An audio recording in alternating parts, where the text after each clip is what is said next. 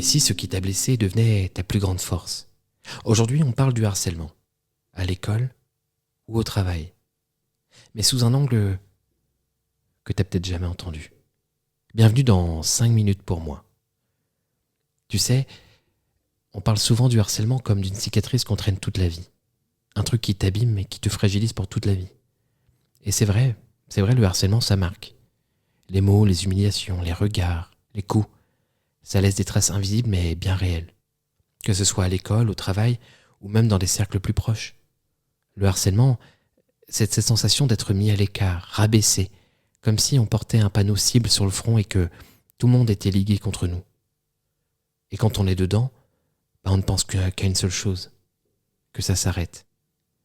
Mais aujourd'hui, j'ai envie qu'on regarde ça autrement, toi et moi.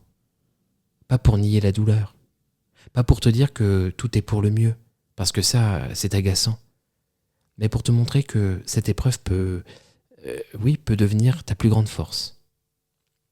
D'abord, laisse-moi te dire quelque chose. Si tu as traversé ça, tu as déjà prouvé ta force. Parce que résister à un harcèlement, même sans réagir, comme tu aurais voulu, c'est déjà survivre dans un environnement hostile. Et ça, crois-moi, tout le monde n'est pas capable. Et c'est un peu comme si tu avais appris à marcher sur un sol qui bouge tout le temps. Résultat, tu as développé un équilibre incroyable. Même si sur le moment, tu ne t'en rends pas compte. À l'école, le harcèlement peut te faire croire que tu n'as pas ta place. Au travail, il peut te faire douter de tes compétences. Mais dans tous les deux cas, il t'oblige aussi, parfois, malgré toi, à développer une capacité d'observation hors norme. Tu repères les signes avant-coureurs, un ton qui change, un regard qui se détourne, une atmosphère qui se tend. Toi, tu deviens un radar humain. Et cette sensibilité-là, crois-moi, c'est vraiment une compétence rare. Elle peut te protéger, elle peut aussi te permettre de protéger les autres. Tu sais, quand quelqu'un ne va pas bien, même s'il ne dit rien, tu comprends les non-dits. Et dans un monde où tout le monde parle mais peu écoute, c'est un super pouvoir. Ensuite, il y a la résilience. Alors on parle beaucoup de résilience. Mais peu savent vraiment ce que ça veut dire. Est-ce que toi d'ailleurs, tu sais ce que ça veut dire la résilience? La résilience, c'est pas juste se relever après une chute. C'est apprendre à se relever plus fort, plus lucide et parfois même plus libre. Quelqu'un qui n'a jamais été mis à terre peut croire qu'il est solide, mais il ne sait pas ce que c'est de se reconstruire. Toi, tu sais. Tu sais que la douleur ne te définit pas. Tu sais que l'histoire qu'on raconte sur toi n'est pas ton histoire. Et puis, il y a une vérité que peu osent dire. Le harcèlement peut aiguiser ta capacité à tracer tes limites. Pourquoi ? Parce que, tout simplement, tu sais exactement ce que ça fait de les voir franchis encore et encore. Et un jour, ça change. Tu dis stop. Parfois timidement au début, parfois avec un grand fracas, mais tu le fais. Et ce jour-là, tu comprends que ta voix a de la valeur, que tu as le droit d'occuper l'espace, que tu as le droit d'exister sans t'excuser.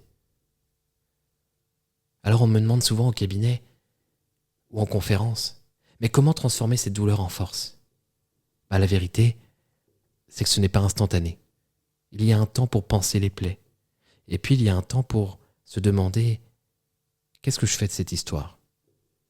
Certains s'engagent pour défendre d'autres victimes, d'autres créent, écrivent, peignent, chantent.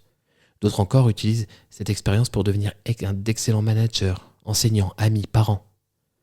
Parce qu'ils savent ils savent ce que c'est de se sentir seul. Et ils refusent de laisser quelqu'un d'autre ressentir ça autour d'eux. Et si tu es encore, toi, en train de traverser ça, à l'école, au travail ou ailleurs, je veux que tu saches une chose. Tu n'es pas ce qu'ils disent de toi.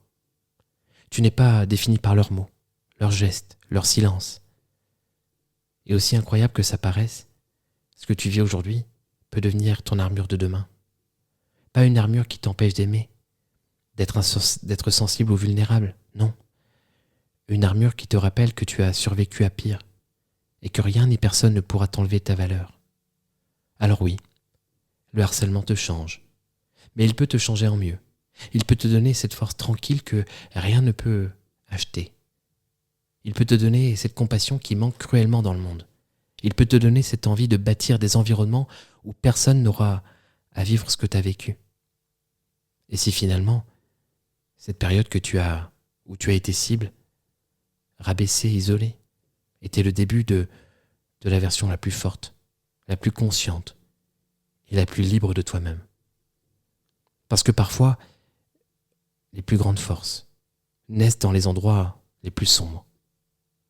C'était 5 minutes pour moi. Et peut-être aujourd'hui, 5 minutes pour toi aussi. À bientôt.